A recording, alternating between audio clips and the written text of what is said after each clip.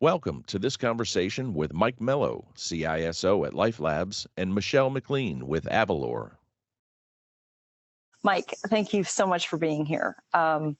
As John noted, I am VP of Marketing at Avalor. Quick change since we last submitted our information. Avalor has been acquired by Zscaler, so now I say Avalor, a Zscaler company.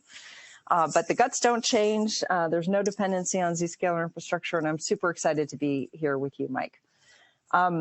As you guys probably in the audience probably realize, CISOs come in a lot of flavors, and Mike is that best of flavors, as I would call it, kind of a full stack CISO. There are some CISOs who are good at talking up and talking sideways and explaining things conceptually, and then there are CISOs who really came up through the technical ranks and understand the technology. Mike spans both of those worlds, and that's not common. I think it's really awesome for any business that can have this kind of CISO, and really, you're such a pleasure to talk to, Mike, and great to learn from. So let's just set the stage for our audience, because every business is different and people look at risk in different ways. Just give us a little bit of background about LifeLabs as a business, and then, the role that vulnerability management plays in securing your business and in contributing to how you manage security posture.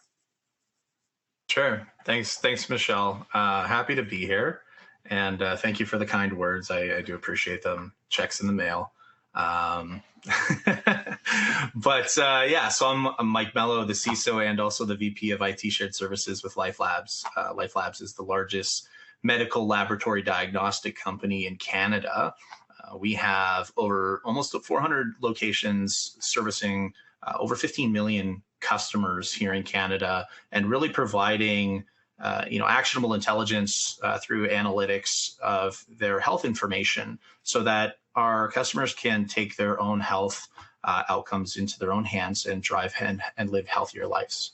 And when we talk about cybersecurity and why it's so important to a company like us is, we do a lot of digital offerings for our customers. We have almost 8 million customers through our online portal with access to personal health information. So we take cybersecurity very seriously, and the company has done a lot when it comes to transforming our journey over the past 5-6 years since I've been with the company, leading that charge. And I would say that not only are we a heavily regulated organization with different privacy mandates across the board, it's also something that we want to do as an organization, right? We want to be at the forward charge of cybersecurity practices in healthcare. It's one of the most attacked industry verticals out there, and we hold some of the most sensitive data possible. And we want to do right by our customers to ensure that we are ultimately holding their information and custodianship in the most secure practice as possible. Yeah, that makes a ton of sense. It's like the age-old debate: are you doing it for compliance or are you doing it for actual security? So it's good to hear you give voice to that. So vulnerability management is interesting. I feel like it's having a bit of a resurgence. When you think about it on paper, it's like, gosh, it's 20 years old. It should seem really boring. It should seem done. It's very not done. I was just at a CISO conference. I was surprised at how passionate CISOs were about talking about their VM program. Nobody was super proud of it. But it's amazing that it is as old as it is and is still something that's very hard for people to get good at and to do a good job at. So from your perspective, you'd probably been scanning for CVEs for a long time. You'd probably had some older technology for a long time. What made you, as a security leader, say, let's look at this again and let's see if there's more that we could do? What made you investigate new options? Yeah, for sure. I think, this has been a long problem since you mentioned over 20 years. Vulnerability management isn't a new construct. I think the area that we've really wanted to focus and innovate in is around the execution and the synergy between risk reduction driven by vulnerability management, executed by patch management. And then on top of that, really expressing the actual material risk to the organization, right? When we think of vulnerabilities, we usually think in terms of severity and numbers. To executives, that means very little, right? And one of the mandates for a CISO, or the philosophies of a CISO, is talk in terms the business understands. Everyone likes to say, just talk in terms of risk. Well, when you actually try to qualify what risk is when vulnerabilities are in perspective to the business, it's very hard. The older technologies out there just didn't get you there, right? There was a lot of manual effort. Some more mature practices would have had, very customized vulnerability management programs that go above and beyond a technology platform.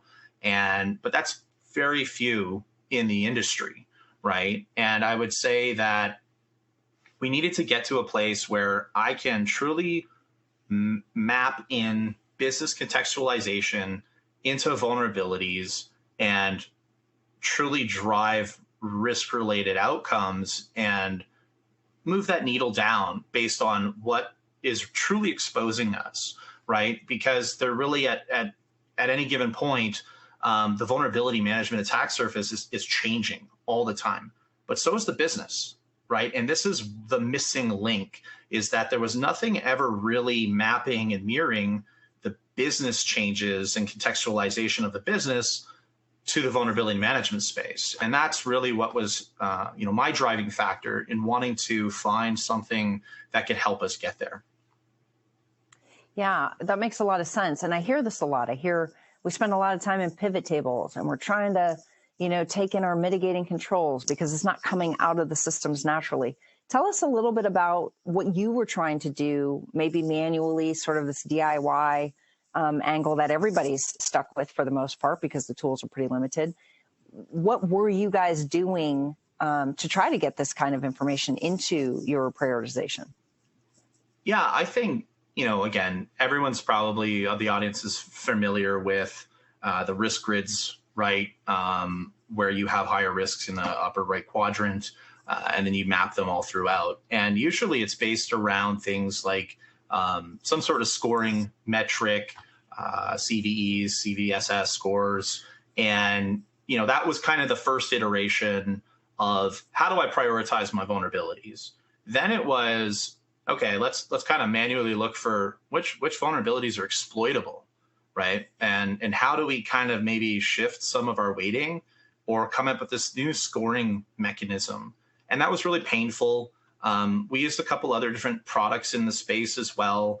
Early on, we were early adopters of Kenna security. And they had a really cool idea about, adding threat intelligence into the vulnerability space, kind of prioritizing, creating these risk dials are really aligned with this, kind of realization of, okay, if I can associate a risk to an asset or a group of assets, that'd be fantastic. I think some of the shortfallings to that was, it was really hard to get a true representation of what the asset landscape looked like. A lot of duplicative information. So there was a lot of combing through data. We could just never truly get a single pane of glass representation of here's what we have. Here's our crown jewels categorized by different group sets. Here's the true vulnerability risk. And then we kind of got to Avalor, which ultimately allowed us to go beyond just the traditional vulnerability scanning engine, the CVE scores, the, kind of this new risk prioritization paradigm.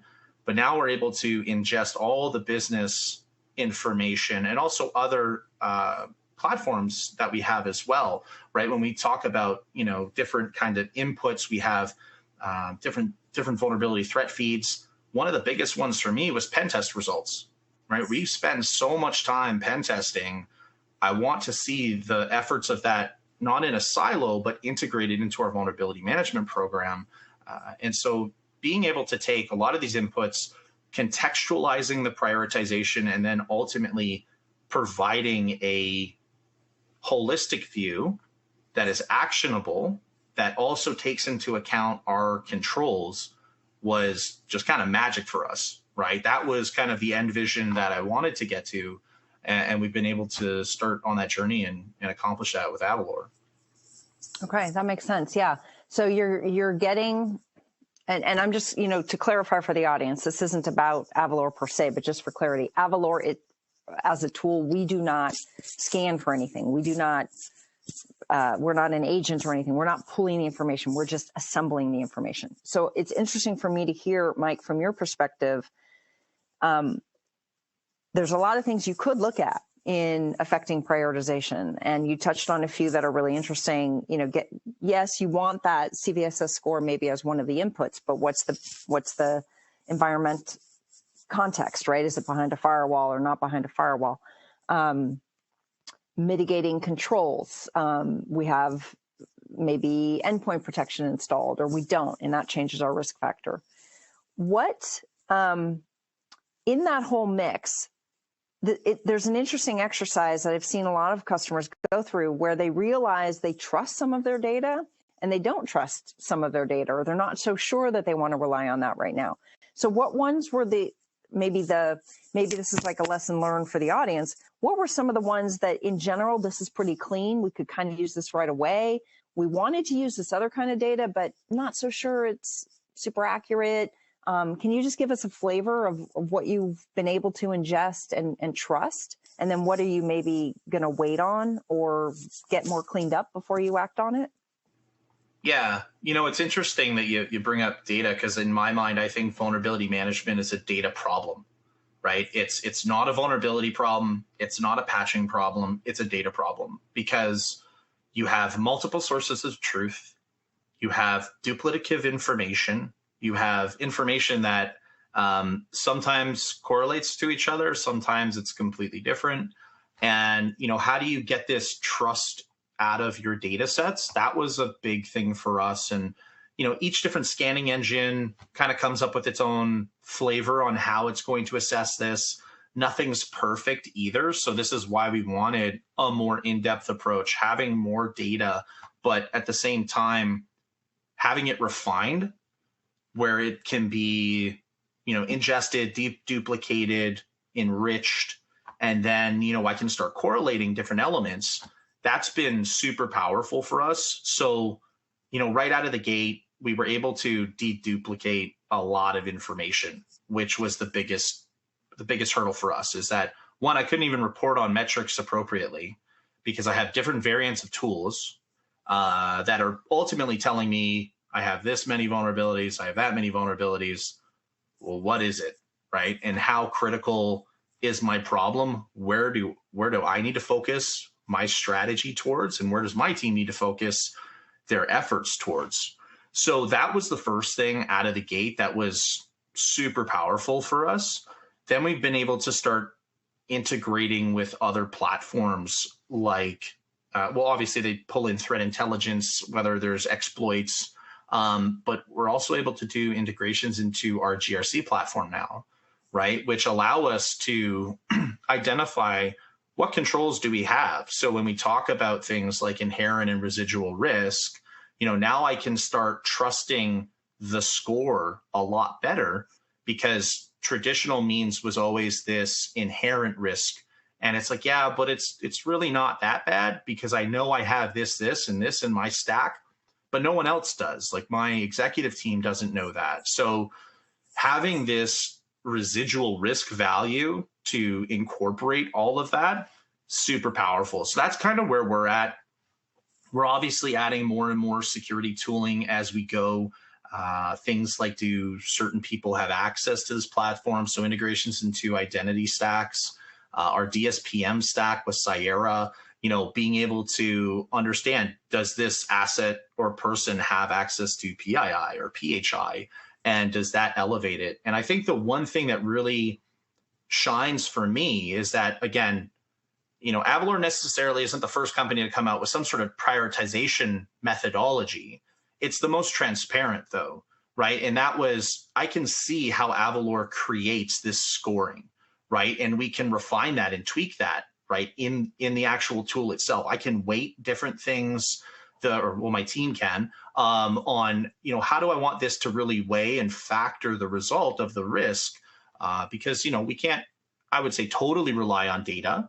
Some of the elements that we have are institutional knowledge that we have to still train technology for, but it gives us that flexibility to modify and tweak it in the tool, which is powerful. And I don't have to muck around with any sort of metrics result reporting on the outside. So that's kind of where things are at for us. And it's just been game changing. Yeah, that's great. I want to talk about some of those outcomes a little bit more, but I want to pause for 1 second on what you just said about the scoring and seeing the math. We think it's important to give people a starting point, not just a blank slate, like what do you want the score to be? Because that's really hard to do in the abstract. So we'd like to give people a starting point, but then have it changed. What kinds of things, when you guys were thinking through that or looking at the out of the box weightings and thinking about ways that you might want to adjust them, what were some of the things you did want to tweak in how you customized? I heard you say a little bit about the controls. You're sort of being able to codify the mitigating controls that you've got in place and put, like, you get it out of people's brains and you get it into a place so that it's taking effect on how things are scored. But was there anything else that was interesting for you to customize in terms of how you looked at prioritizing? Yeah, and I think the really cool thing about the weighting of the different elements that go into the scoring is just super important, right? Because every company is going to be different. They're at a different place in their maturity model as well. So for us, we actually flipped EPSS on its head, where we put a more significant weighting on EPSS versus CVSS. Because at the end of the day, we feel that takes priority because that's the actionable one, right? So, and just for the audience, that's what's actually getting exploited. Yeah, the exploited score is kind of the anchor point versus the secondary filter mechanism, right? So we kind of flip that on its head. I know that, and again, kind of talking to this whole residual risk element is that it's really interesting to show, because vulnerability management has always, again, been that kind of point in time. Where are you? When we're talking about executive level reporting, we want to show a story, right? We're doing a lot of investment. The team's doing a lot of work. And in vulnerability management, it's very easy to get lost in kind of stagnant trending, right? And I find that this is really able to tell the story to the executive team, and also for my team to see the representation of all their hard work, is that, look, we're actually trending in the right direction. Our risk is coming down. This is something that we also want to demonstrate to our board, right? Because if you look at a lot of CISOs decks, they're generally, let's say you score out of a 25 grid calendar, you're super high on the risk scoring. You're probably always sitting above 20. And people are just wondering, they're like, well, I'm putting more money into this. Why is that score never going down? Like, I know we can't get to zero, but I'm not really seeing a material shift downward. And again, this is where we have been missing the element of controls that come into place, because we're consistently changing how we're addressing our defense capabilities. Obviously, there's a lot of change in what's coming down the pipeline from new threats, new vectors, new attack types, but there's nothing revolutionary on that side. I think that the biggest material gain is the control mechanisms that we're able to implement, and we're not seeing that in vulnerability management, where we're seeing that taper off of risk. So this has really shaped our story narrative in not only our metrics, but also our my board reporting directly to our board. That is super cool. I love what you're saying. And actually you just connected some dots for me. I was in conversation with another CISO a couple of weeks ago, and he said, the analogy of the duck, and it's just gliding through the water. He's like, that's what our results look like to our outside people. And they don't see all of this below. And that's what it takes to make it look like you have continuous risk level. Like, there's new stuff coming at you all the time. And exactly what you said, how do I reflect the amazing successes of my team in just holding steady because there's new stuff all the time. That's an excellent point. And I love that because I think security is very often, success is the absence of something. And so how do you showcase success? How do you showcase the wins? Because the losses are flipping obvious for everybody, but it's hard to showcase the wins. So that is very cool that you feel like you're able to demonstrate the work of your team. I love that. Can you talk a little bit about vulnerability management's been described a little bit like a last mile problem. You can have the best to-do list in the world, but if fixes don't get done, like it's that last bit of actually getting things fixed, that makes the difference. That improves risk posture. Can you tell us a little bit about that part of the process for your organization, getting the right info to the right teams to take action? Yeah, for sure. I think that there's always been this struggle with identification of risk and execution of remediation. And, you can kind of point that in many different areas in security, but specifically in vulnerability management, there's always been this tension between whether it's application teams, IT infrastructure teams, security, and like, how do I actually execute what I'm finding? But also, how do I bring them along into the story and the narrative and understand the importance of the information we're getting, other than, we're just this laundry list of problems and we don't ever go away. And I think that's kind of historically how it was always perceived, because we're just a numbers game in vulnerability management. It was never kind of transformed to where it is now, and how we're leveraging it now is, I now have a much cleaner, more refined list. It's much more actionable. It's much less daunting, right? So we've been able to kind of prioritize the things that are truly important for us. And that has helped tremendously, because we're a 24/7 operation. I can't just shut down the business just to constantly patch and patch and patch. I've seen other philosophies where, we just run in a stagnant state of patch, right? And we create a gold image, and then 6 months later we release a new image, and that's the image, and we don't patch beyond that. Like, there's a lot of interesting industry methodologies to this. But for us, it was important that, we're able to cascade the right information, get the right information into people's hands. Part of leveraging Avalor is we've been able to create some custom integrations into our ITSM platform. So standing up tickets, assigning them to the right identities or groups that are associated to those resolution or remediation actions. So that's been super powerful for us. But to the point is, you really have to be able to refine the list, because you have this moment in time, right? Whether that be patching or any sort of remediation effort.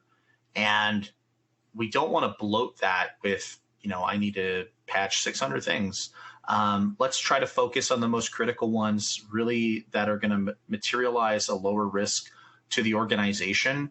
And this is why we've taken this approach, is because we've been able to execute more seamlessly, be less disruptive to the business, and seem more partner focused with our resolver groups and our different collaborators in the organization. So that's been super successful for us, and we continue down that path, and we're always looking to refine and optimize our approach from, how do we drive greater synergy between cyber and ops to be able to deliver on this.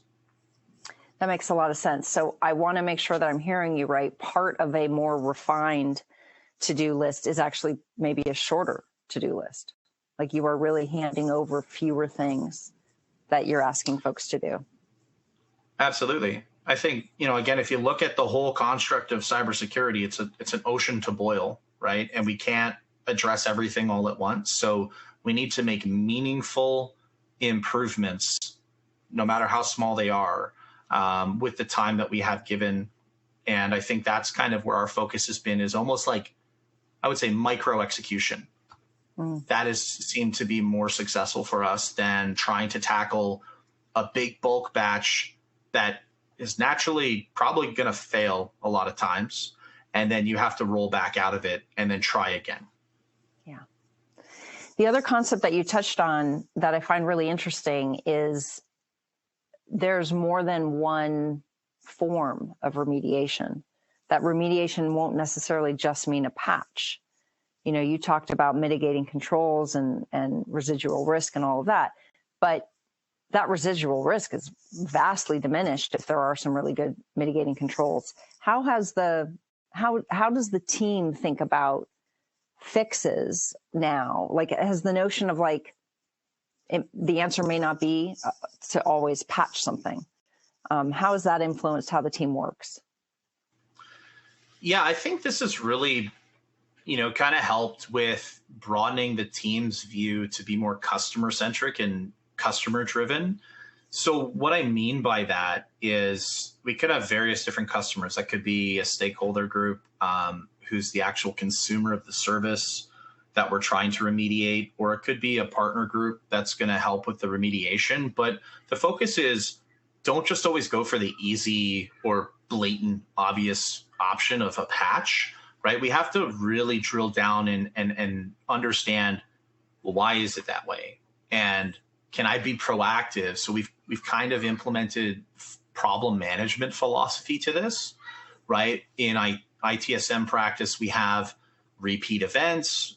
We want to look at problem management. How can I have a no repeat program for this? Similarly with vulnerabilities, they're going to keep coming, right? They're never going to stop. So is there a way that I can maybe modify the system or the way the business uses it to look at a different kind of compensating control in order to address this from being a future larger issue? So say, maybe this is a certain level of risk based on the exposure of this asset. Is there a different way that we can either architect something completely different to, I would say, maybe obfuscate some of that risk or transfer it to a different area, and then I can focus on something that's a little bit more within our control? So I think that the team is starting to think more proactively, more customer focused, more business focused. And I think with the help of the business contextualization from like Avalor, it's really opened up that viewpoint as, oh, okay, this isn't just a numbers game. It's not a us versus them, patch my stuff, find me a maintenance window. We're actually having collaborative meetings as to, well, maybe how can we get rid of this as a problem? Not all of them can be addressed that way, but there's definitely that. And there's also new kind of interesting compensating control platforms out there that are starting to try and get away from patching as well. There's new up and coming technologies that are trying to say, hey, patching's super hard. We get it. Here's compensating factors you can implement instead of just a patch. So there's a lot of new innovations still coming out on the remediation side, which is fantastic. But I still think the core of it is it's a data problem and you need to understand your data. Yeah, love that. That's great.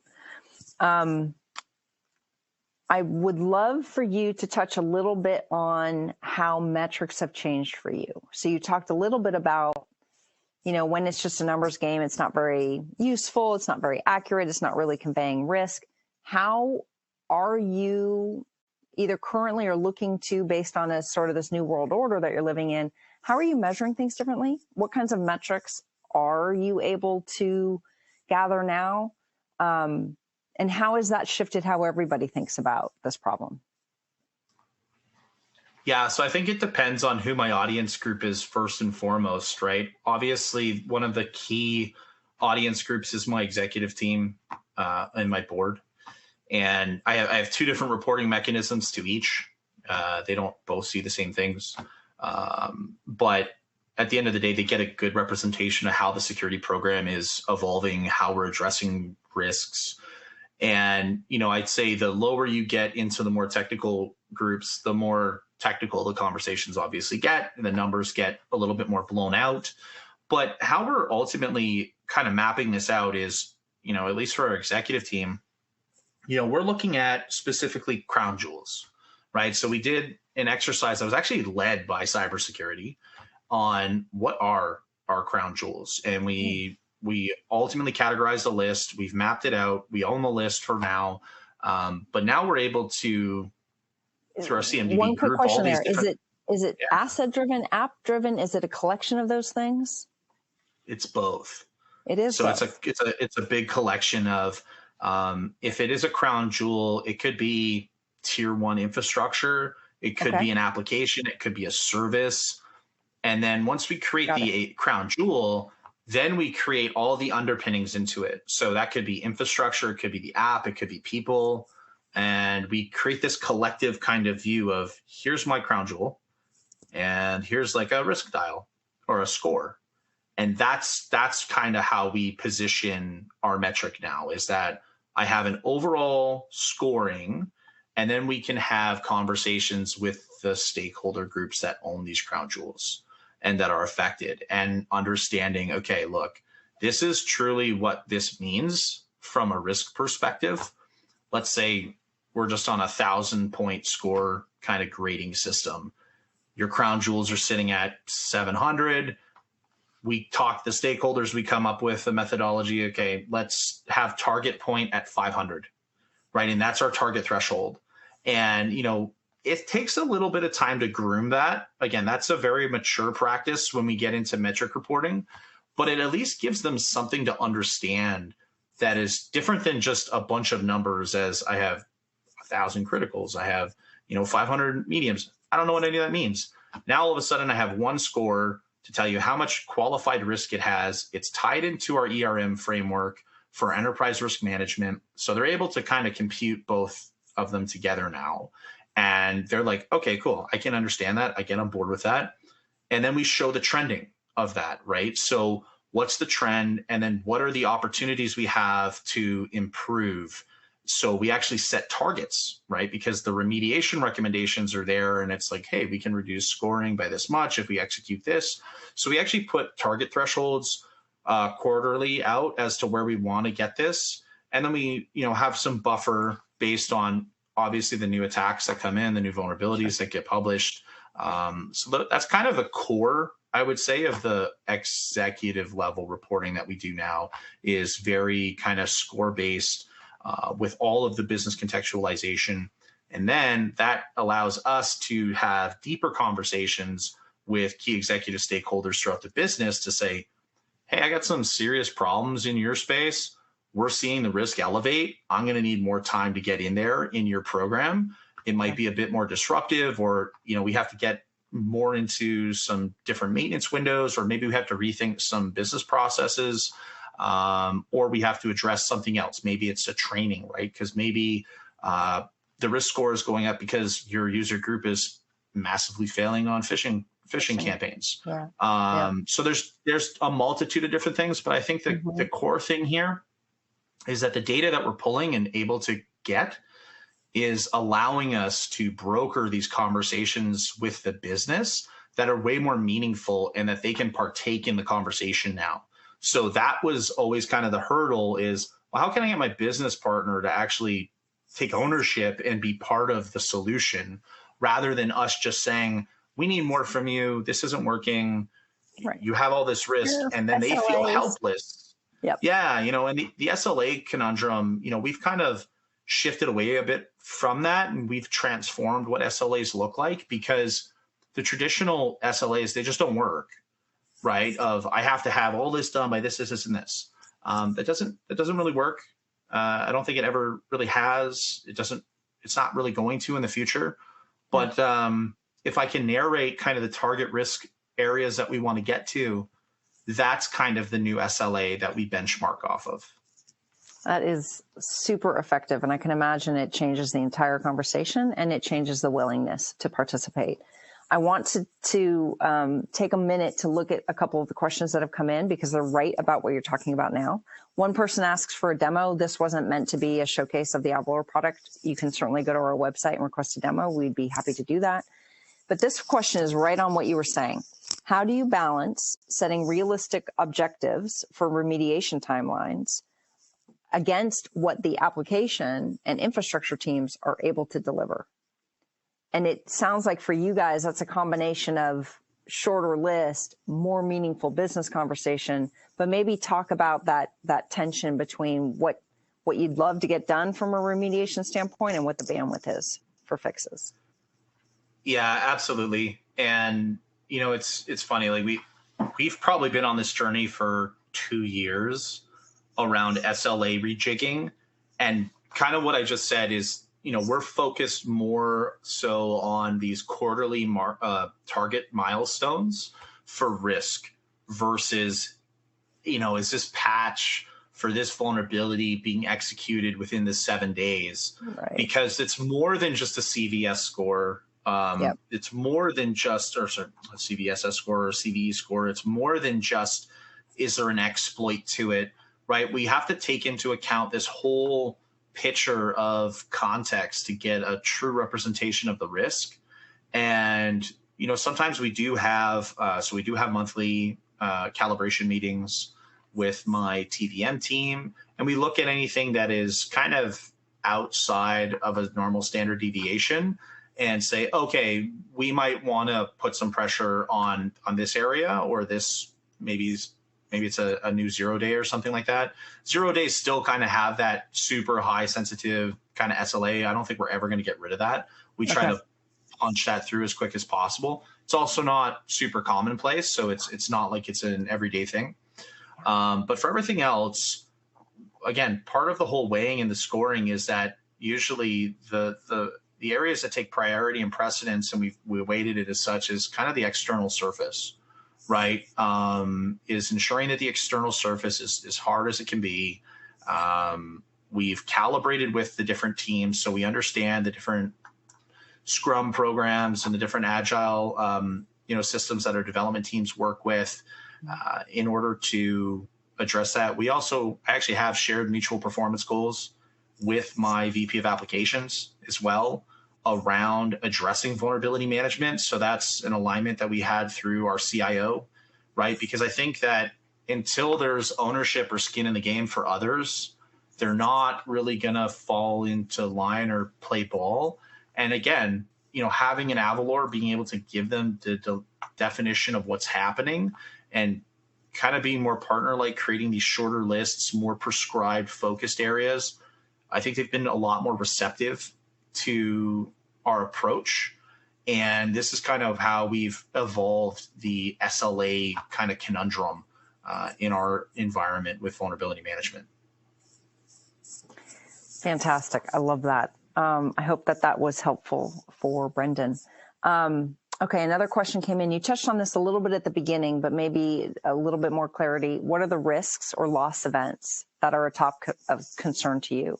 This person is assuming, based on your business, exfiltration of PHI, disruption of revenue processes, which is like pretty true for every business. But can you just touch a little bit more on what you're focused on avoiding? Yeah, I'd say, there's probably a couple pretty clear ones for healthcare as a whole. Obviously, ransomware is a big one, right? That's pretty indicative, and it kind of plays really well to the conversation we're having today in vulnerabilities. So ransomware, obviously, big one for us. We know that there's evolving kind of multi-pronged attacks when it comes to ransomware. It's not just about business disruption. It could be data exfiltration. So it kind of covers that whole gambit. Obviously, any sort of data exfil is a big one for us. And then any sort of defacement or modification of data is a really important one for us as well. So I think, those are kind of the three big ones where that would be specific to us, but also generally healthcare. Healthcare. Yep. That makes sense. Great. So audience, keep your questions coming. We have a couple more points we're going to touch on and we'll have more time for questions. One of the challenges that we've heard about when you're doing a lot of sort of manual data manipulation is that it takes enough time to do all the correlation, Power BI work, whatever you're doing in Excel with pivot tables, that the data is a little bit dated by the time you get that pretty picture. Can you talk about, I love this, it's very advanced, this quarterly risk target that you set on your crown jewels. It's super cool. I think it's a great blueprint for other companies. Can you talk about the value of having a dynamic data set, that whenever you're pulling something or looking at something, it's been fed, like set on whatever cadence you've already defined for how often are you pulling a Qualys finding in, for example. That's up to you to decide. What does it mean to your business to be working off of a data set, and that data set is dynamically updated? Yeah, I think it just gives us more power, right? And I kind of highlighted a bit on this earlier as well, is that, the vulnerability space is so dynamic, right? We have to run scans all the time. Things are changing. Things are coming in and out of the environment. But the other big piece is the dynamics of all the other integrations and business context we get. So has anything changed on the identity side? Has anything changed on the exploit side? The data, has it moved somewhere else? Is it on a different asset? All of these other things that are real time allow us to be real time with our business. So traditional reporting, you're always a month behind. Oh, we're talking about January now, and it's like it's March. So they're like, okay, but I don't really know. Like, am I good now? It's like, well, I'll tell you in a month, right? And that's I guess it was acceptable for the longest time, but as a CISO, as somebody who wants to drive greater value and kind of put myself in the position of my executive team, is that I kind of want to know now, right? Like, what is our present date risk position? That's always kind of the main question that you get out of executive teams, boards. How secure are we? And to have something that is dynamically trustworthy is kind of the answer to that, right? It's the key, that we're able to, at any given time, be able to provide an up-to-date, real-time viewpoint of where our risk is, right? So it definitely helps us be, again, more focused, but it also really helps our positioning in the investments with our executive team and the board in the assurance that, hey, yeah, we got our stuff together last month but also today, kind of thing. So we're able to give closer to presentation timelines of what our true risk position is, which is really cool. I can talk about things that are happening now. There's so many times where I've been in a meeting where I've had kind of stale data, and it's like, yeah, this happened, but then the executive team's like, but didn't we just have this happen? And it's like, yeah, but like it doesn't go into this data yet, right? And it's just a weird conversation. So it's really helpful to provide that kind of in the time and place of data. So having that dynamic capability is super crucial for us. Got it. Makes sense. Okay.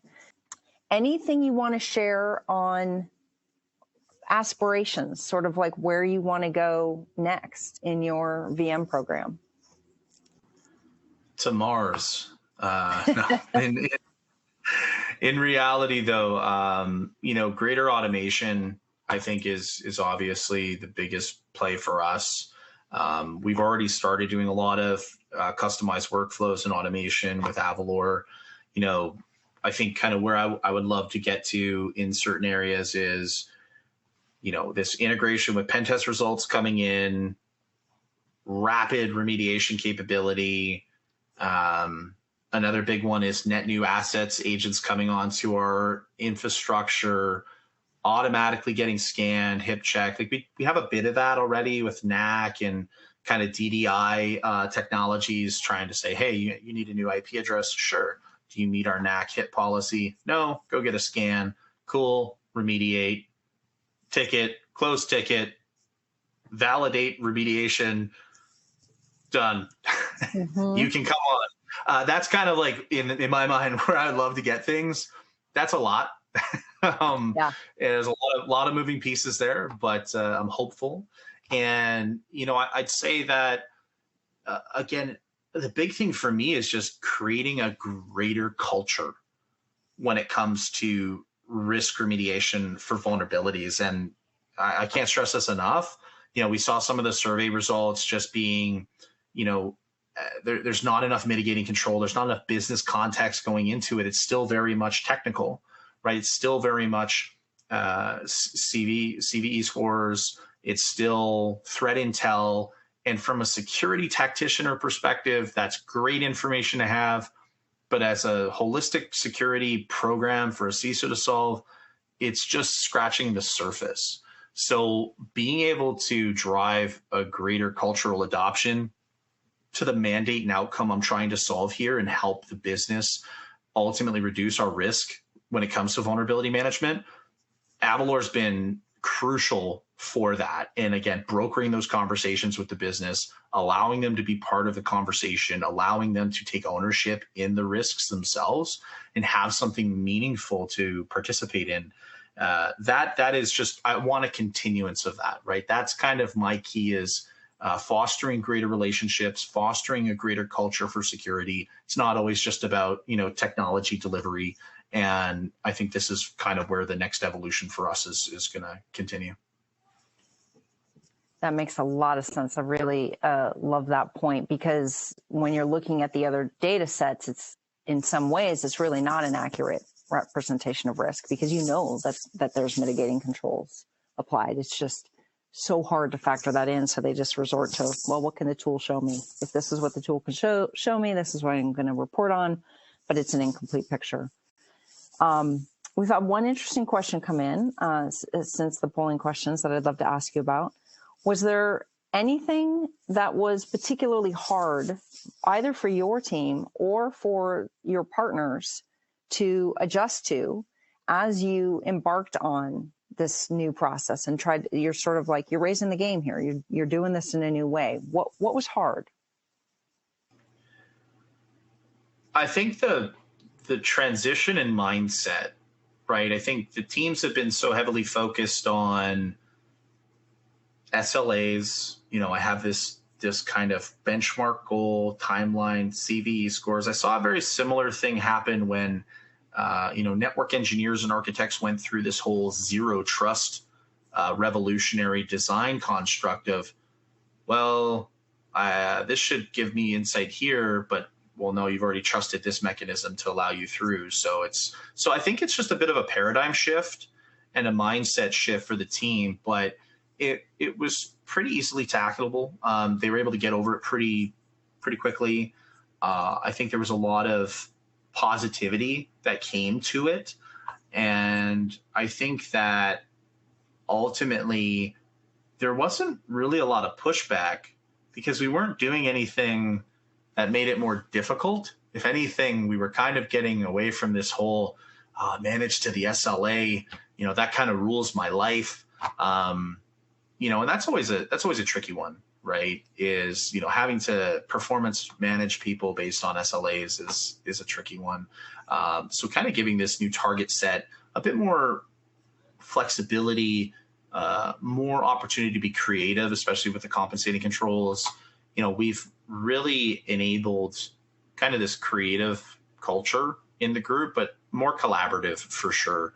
So I think, overall, a little bit of stumbling through that and just education and awareness to how things are changing in this paradigm. But overall, we were able to get through it pretty well. I love it. I feel like that's the perfect place to wrap. You don't hear a lot about, more creativity in the security process. And I think fostering that's fantastic. So John, you want to take us away here? Great. Thank you, Michelle. Want to thank everyone who attended today's program, as well as our speakers for sharing their insights on this important subject, and of course, our sponsors, Avalor.